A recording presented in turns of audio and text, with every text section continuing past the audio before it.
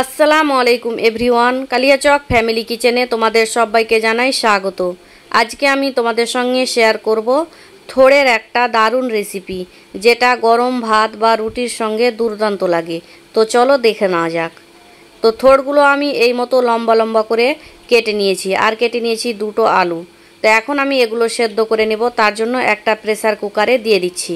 এখানে আমি কোনো রকম মশলা দেব না, শুধু জল দিয়ে সেদ্ধ করে নেব।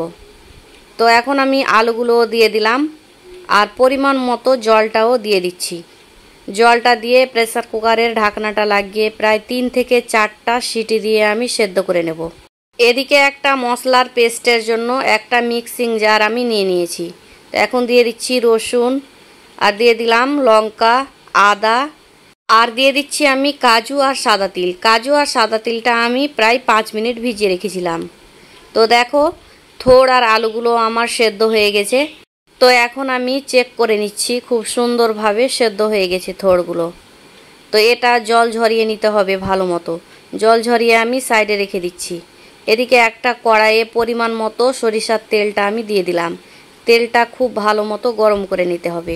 তো গরম হয়ে গেছে, এখন আমি দিয়ে দিলাম তেজপাতা, আর দিয়ে দিলাম গোটা গরম মশলা, যেমন দারুচিনি, এলাচ আর লবঙ্গ। তো এখন আমি এই গোটা মশলাগুলো খুব ভালো মতো ভেজে নিচ্ছি, প্রায় 3 থেকে 4 সেকেন্ডের মতো, যাতে করে একটা সুন্দর গন্ধ বেরিয়ে আসে। তো এই পর্যায়ে আমি দিয়ে দিলাম পেঁয়াজ কুচি। পেঁয়াজ কুচিটা দিয়ে খুব ভালো মতো মিশিয়ে 3 থেকে 4 মিনিট ভেজে নেব, যাতে করে একটু লালচে ভাব চলে আসে। 3 থেকে 4 মিনিট পরে পেঁয়াজগুলো ভাজা হয়ে গেছে। ঠিক এই মতো করে ভেজে নিতে হবে, বেশি ভাজার দরকার নেই, হালকা লালচে হলেই হয়ে যাবে। এই পর্যায়ে গ্যাসের ফ্লেম মিডিয়াম হিটে রাখতে হবে, না হলে পেঁয়াজগুলো পুড়ে যাবে। তো এখন আমি মশলার পেস্টটা বানিয়ে রেখেছিলাম, সেই পেস্টটা দিয়ে দিলাম।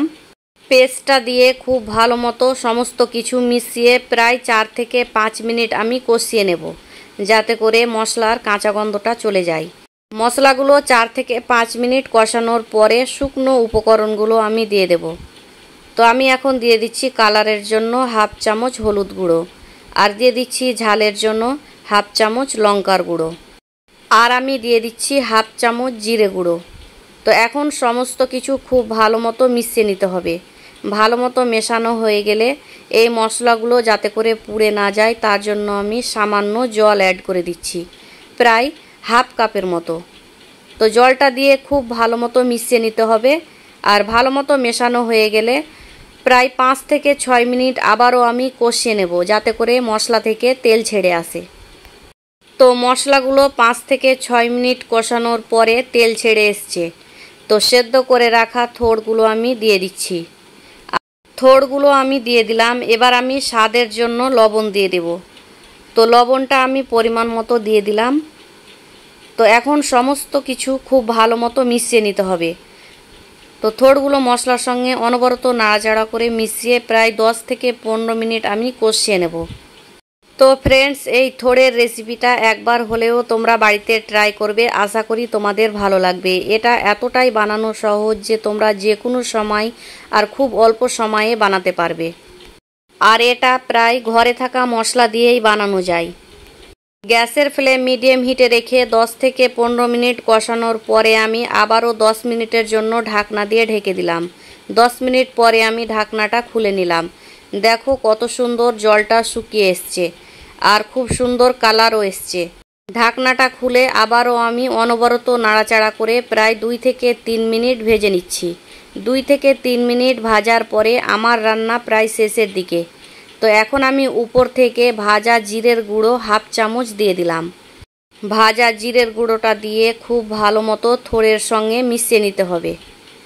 ভালো মতো মেশানো হয়ে গেলে আবারও আমি 2 মিনিটের মতো ভেজে গ্যাসের ফ্লেম বন্ধ করে নামিয়ে নেব। 2 মিনিট ভাজার পরে আমি নামিয়ে নিয়েছি। তো এখন আমি একটা প্লেটে সার্ভ করে নিচ্ছি। আশা করি ফ্রেন্ডস, আমার এই থোড়ের রেসিপিটা তোমাদের ভালো লেগেছে। যদি ভালো লেগে থাকে তাহলে লাইক, কমেন্ট অ্যান্ড শেয়ার করবে।